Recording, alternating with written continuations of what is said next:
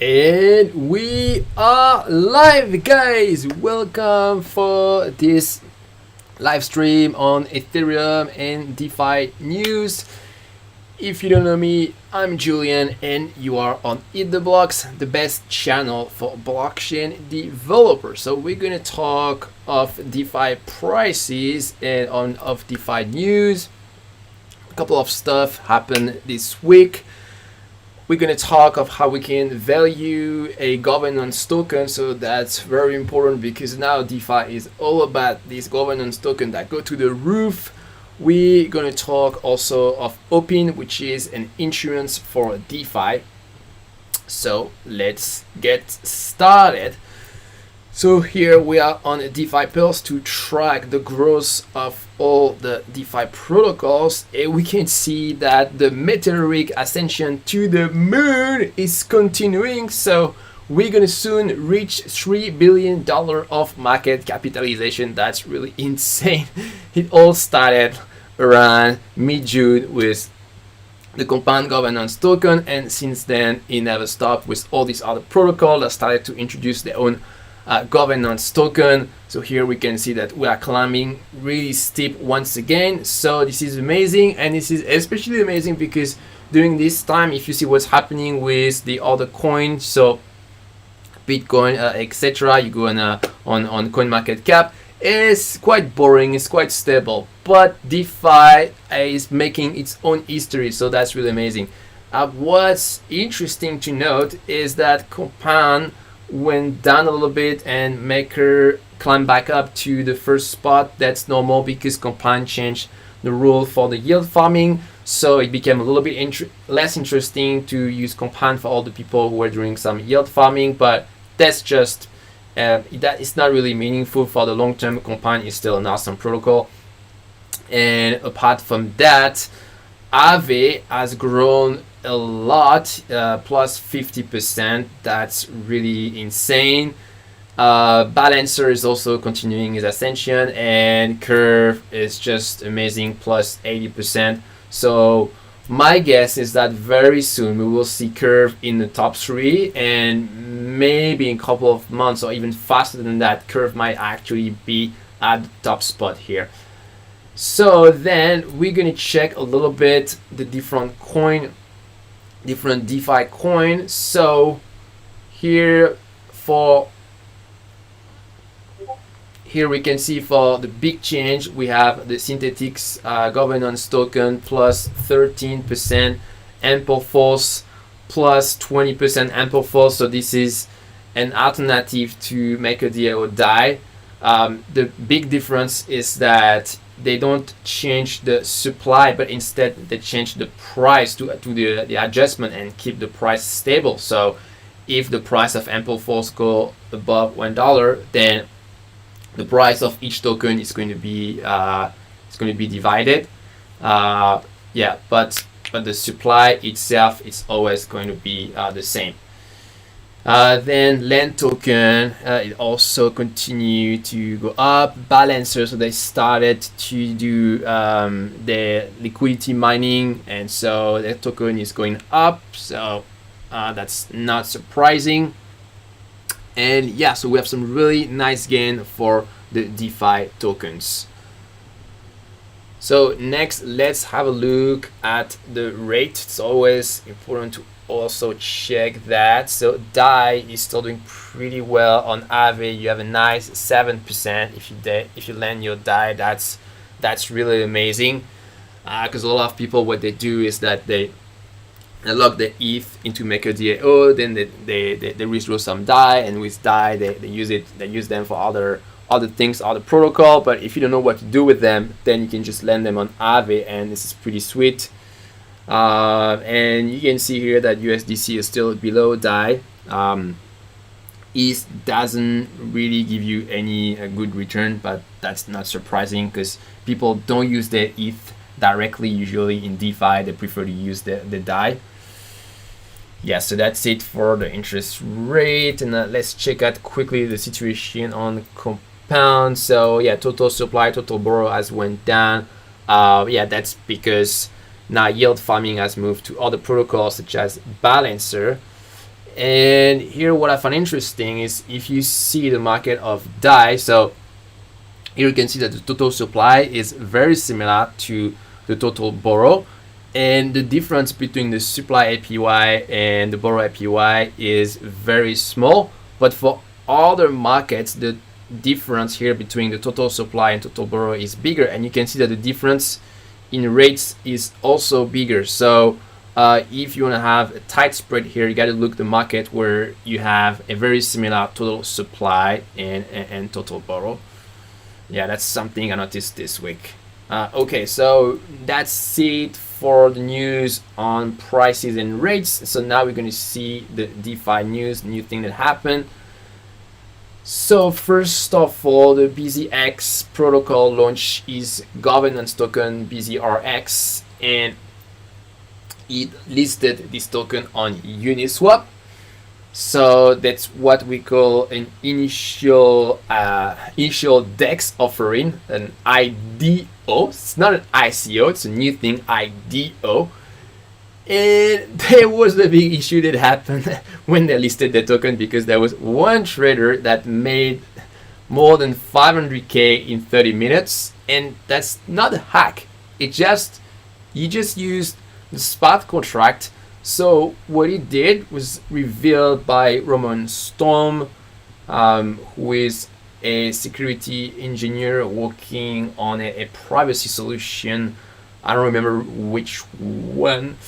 So basically what happened is there is a crypto trader that started to spam the Ethereum network to prevent traders from buying the token. And so he bought all the token himself at a low price, and other people were not able to buy the token, so the price was artificially low. And when he bought all these tokens, after he stopped to spam the network, and then other people were able to buy from the Uniswap pool, so mostly from this trader, but now of course the price was higher, and so he was the only liquidity provider and he made a lot of money. So yes, according to on-chain data, he made $500,000.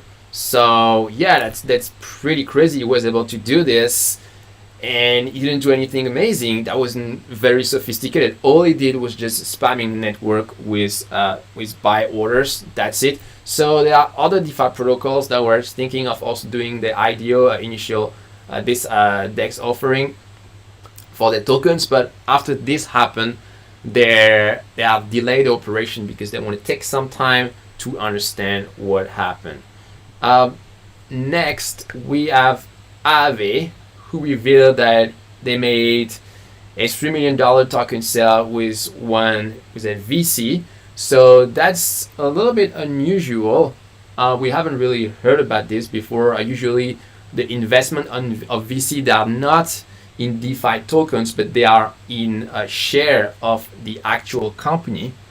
So here we can see that for the first time a VC has invested directly in a DeFi token, and so I think that's very bullish because usually VC do things that are smart, so it's always better to follow the spot money.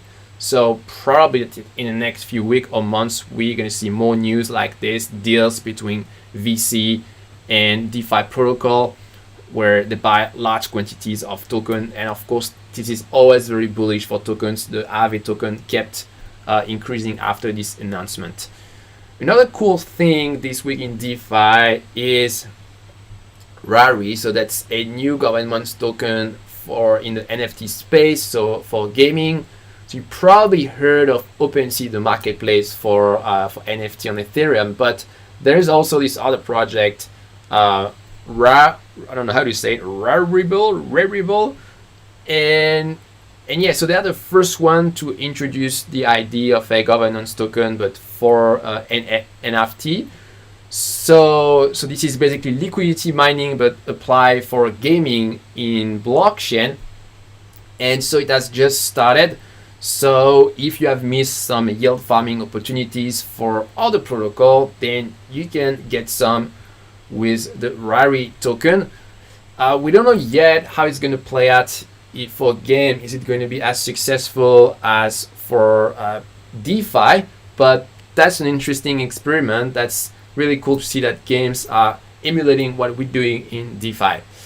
Okay, so that was it for the important news of DeFi this week. And so now I would like a little bit to talk about governance token and how to value them. So because we saw all these governance token really going up, and so people are really excited and they want to buy a lot of governance token because they think they're gonna go to the moon. And of course, there is the risk that it's a bubble. So how can you evaluate if the price of a governance token is right or not? So governance token actually are a little bit similar to what we find on the stock market. So when you have a company, you have different class of stock. You have the common stock, and you have also other kind of stock where they're just voting stocks, but you can have dividends. They don't give you the right to have dividends on the company.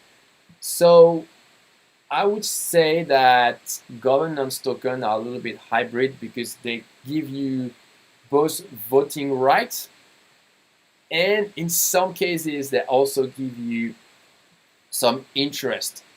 So let's start with the interest because that's probably the easiest to evaluate. So if you know that there is a governance token that gives you some interest, some share of the transaction fee of a DeFi protocol, well, what you can do is you can take an average of the trading volume over the past, 6 months or 1 year, and then you calculate how much of this ended up as fee that were paid to a governance token holder, and after you can divide the amount of money that is given per token, and so with this that gives you a figure, and you can compare this figure with other governance token, and so it's difficult to have an absolute meaning of this figure, but if you compare it with other token,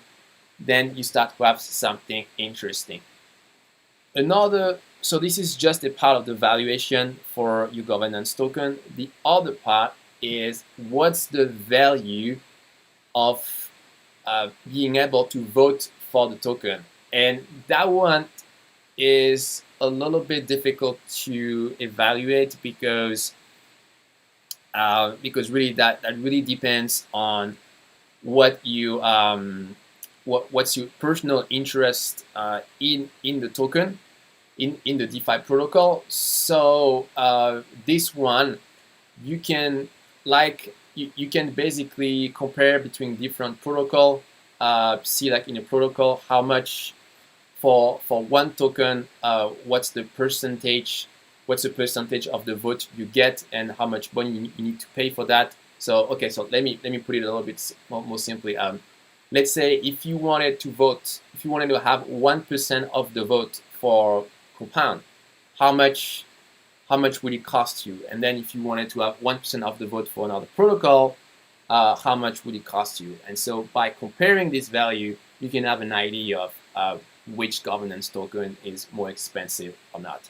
So yeah, that's my non-scientific attempt at valuing governance tokens, but we don't have much else at the moment. So we need to have something. We need to try things to do these valuations.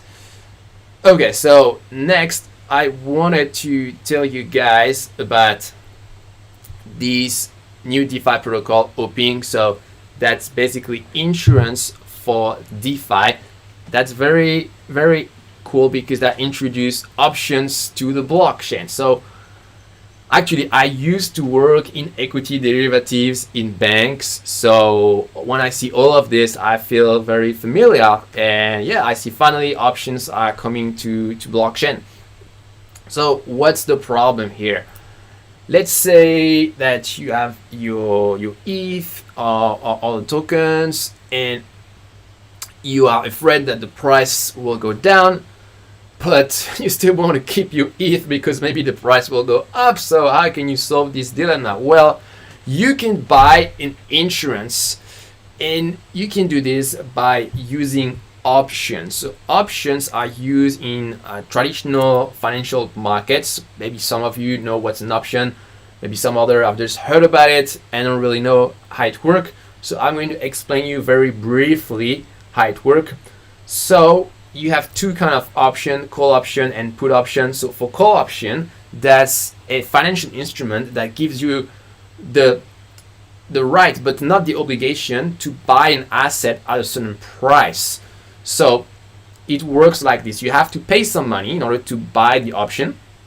So here in this example, you buy an option. So we said the option premium, you buy it at 120, and it gives you the right to buy for example, a stock. So here in the example, this is a stock, but it could be a token at a price. So we say the strike price of 25. So if the price of Microsoft is above a certain value, so it needs to compensate for the premium, then you start to make money, and you can actually make a lot of money. And so that's the idea of a call. Now, what's a little bit difficult to understand is that you can be long a call, so you can buy it, or you can sell it. So in this case, the payoff is a little bit different. If you sell it, that means that you make this profit, so you receive the option premium up to the strike price, and if the price of Microsoft goes up, then you gradually lose money. So here, the more the price of Microsoft goes up, the more you lose money, because you have to pay the person that is long the call, the person that bought the call. So that's a call option.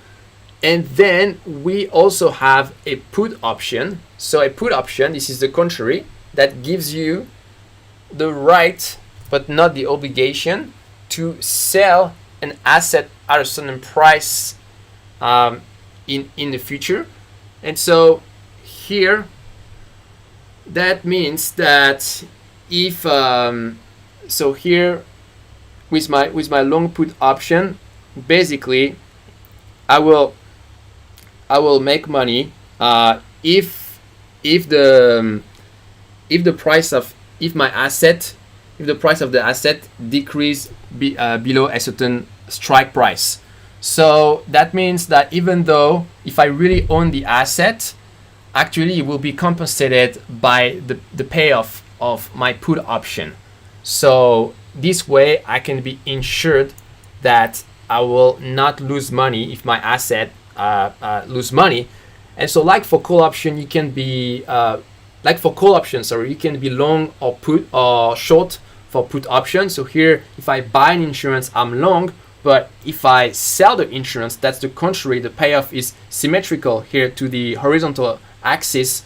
And so in this case, I make money if the asset increase in value or stay put, and I lose money if the asset decrease in value, because I have to reimburse the person that bought the put option or that bought the insurance, if you want. So what we can do is use this put option to insure ourselves against ETH. And there are a couple of things to understand about option, how to value them. So this is actually quite complex. So there is something that is called the delta. With the delta, you have to understand that the value of an option depends on its price of the price of the underlying asset. So for a call option, the more the underlying asset goes up, the more the value of the option goes up. And this is the contrary for a put option. Next, you have what we call the vega. So that's the sensitivity to the strike price. So the strike price is basically the reference from which you start to make money or lose money. And so depending on the strike price, then we'll have a different value for the option. So if I sell you an option where, let's say like now Ether trade at 230, and and the strike price is 230, this will have a certain value. But if another option for 240 will be cheaper, because this is right now, I can't really make any money with this option. So when you value option, you always have to consider the strike price, and then you also have to consider time. So an option is more valuable if it has an expiration that is in the long term. So so that's something that I haven't mentioned. So when you buy an option, usually it has an expiration, and so you have two kind of option. You have European option and American option. So with European option, you can only exercise them when you reach maturity, and with American option, you can exercise them whenever you want. So if you buy them today, and you can exercise them tomorrow, after tomorrow, up to a certain point. And so if you have very long maturity for your option, that means that it gives you more chance for your option to be valuable at some point. And so that means the price of the option should be bigger. So when you buy your option, it has a certain value, but as time passes, just because the remaining time is less and less, then this will make the price of the option go down. So that's why if you want to buy some longer term option, this is always more expensive. And finally, to tie it together, there is a pricing model that is called Black-Scholes. So that reminds me of my day in finance.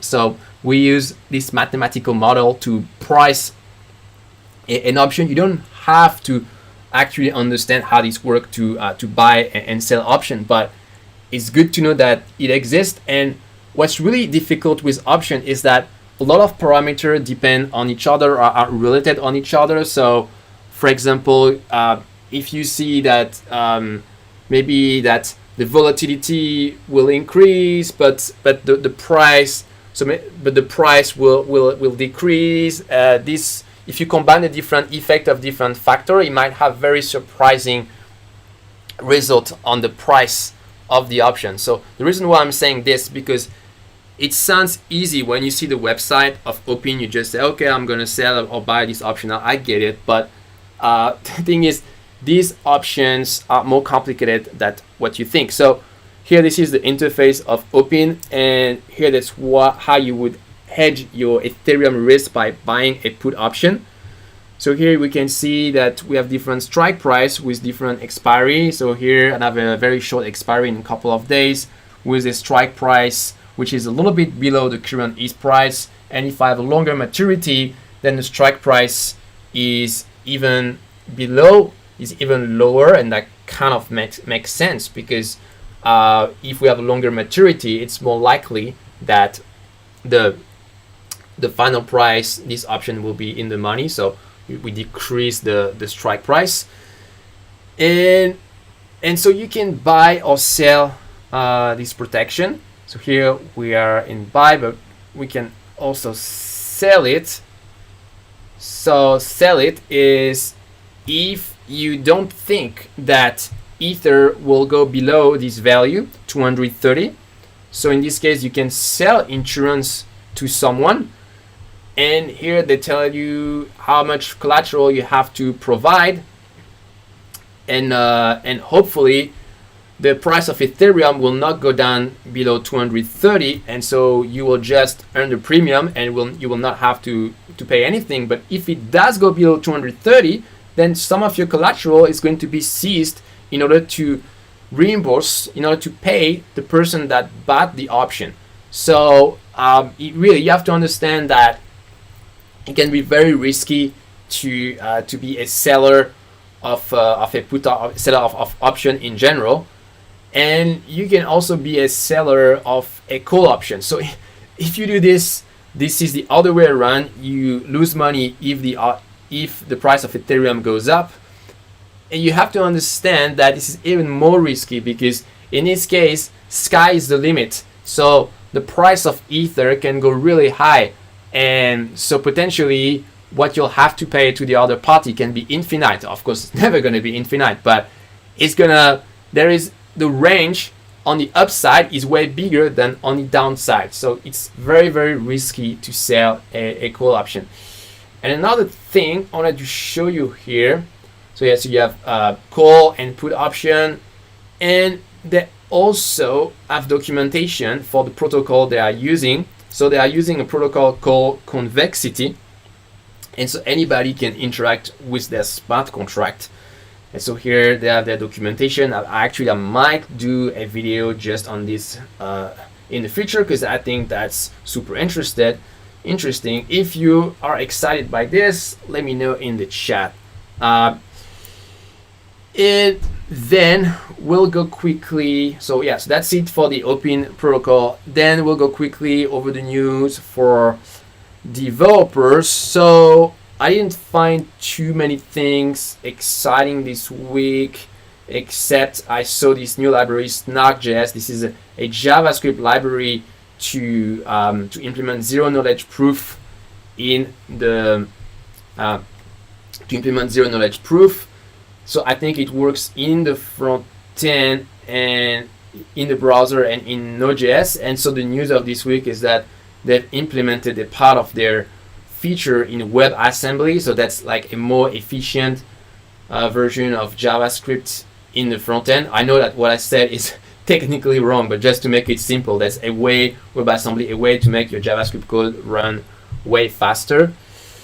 But I read a little bit the description of this, and I think this is still a little bit too low level for your everyday run-of-the-mill developer. So I think we need some higher level framework that make use of this library, because I really wasn't able to build anything just with the description. Here, like if you start to read, they say something like, including the universal powers of Tao ceremony. Wow, like that sounds like very, I don't know, edgy to me. But if you're into privacy, you can have a look. And another cool stuff I saw is a tutorial of Coinbase for how to build on DeFi with USDC. So there is nothing magical about USDC. This is an ERC20 token. So if you know how to manipulate ERC20 token, you know how to manipulate USDC, but they show you how you can get some testnet USDC. So that was the valuable thing that you can learn on this tutorial. And they also use ether.js. Okay guys, so now we're gonna do the Q&A. So let me check all the message. Whoa, a lot of message today. Hi, Samad, crypto traders, Sven, Lightspoon, Chloe, Anna, Batman. So yeah, I see some people who said they are interested in me doing the tutorial on Opyn. Cool. So what people are saying, your face is covering most of your chat. Oh man, okay. My bad. I'll make my face smaller in the future. When you think Ethereum 2.0 will be ready? I don't know. They already said that probably they will delay the launch of the first testnet this year. So, I mean, when I say testnet, I mean stable testnet, because they already have some testnet now, but they are what we call alpha testnet, like meaning they are short-lived testnet that they can kill at any time. I don't know, maybe at the end of the year we'll have the first stable testnet. Otherwise, early next year, I think. Thanks for the content, Julian. Yeah, thanks, Chloe. Sven, hey, you're great. Keep on the great work. Okay, happy to join. Hey, Sama, doing your course these days. Your content is awesome. You're a great mentor. Hey, thank you, Samas. All right. Okay, guys. Well, if there aren't any more questions, we're gonna stop here. So yeah, don't hesitate to tell me in the comments what you want me to cover for the next live. Oh, question here, do you expect the price of Ether? Yeah, I mean, yeah, for sure. Like when we'll have some positive announcement for Ethereum 2.0, of course, most likely that will make the price of Ether goes up. But I mean, we can never be sure of these things. It really depends. Okay, guys. Well, thanks for following, and I'll see you for my next live stream. See you soon, guys. Bye.